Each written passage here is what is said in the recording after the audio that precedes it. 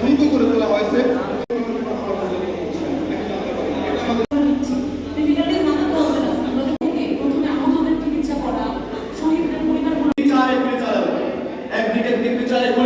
অন্যদিকে আমাদের বলে আপনারা তোমরা আসো, তোমাদের সাথে আমরা আমাদের ভাইদেরকে স্মরণ করতে হবে।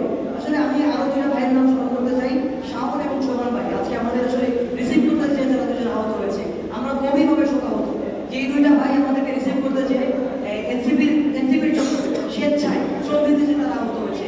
আমরা অবশ্যই